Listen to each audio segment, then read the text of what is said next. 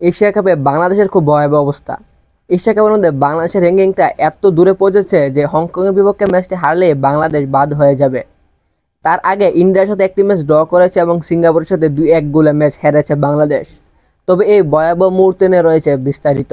Asia কাপে মহা বিপদে এখন বাংলাদেশ সামনে একটি ভয়ঙ্কর দলের সাথে মোকাবিলা করে ম্যাচটি জিততে হবে।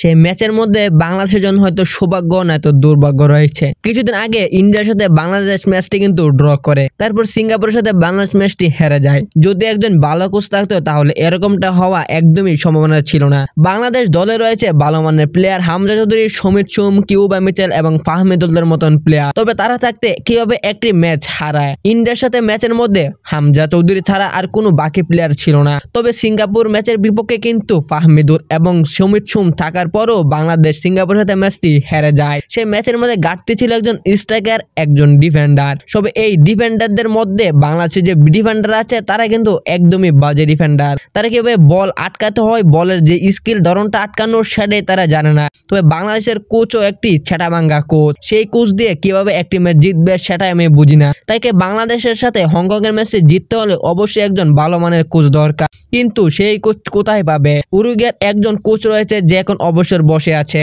2022 সালে সোয়ারেজ ও কাভানির বিপক্ষে অধিনায়কের দায়িত্ব এবং কোচের দায়িত্ব পালন করেছিল সেই কোচ। তবে সেই কোচকে বাংলাদেশ অফার দিতে পারে এবং তাকে নিয়ে বাংলাদেশে বাফুফের মধ্যে কথাও হয়েছিল। তবে সেটাকে কিন্তু বাংলাদেশ আনতে রাজি হয়নি। কেন বাংলাদেশ এমন করছে জানি না।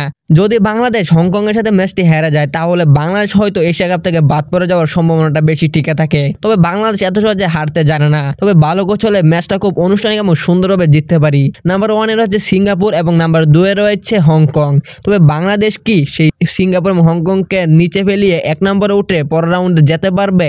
যদি বাংলাদেশ যেতে পারে তাহলে বাংলাদেশের জন্য সৌভাগ্য। আপনাদের মতামত কি কমেন্টে বলে যান। বাংলাদেশ কি সেই ভয়ঙ্কর মুখোমুখি থেকে উঠে আসতে পারবে?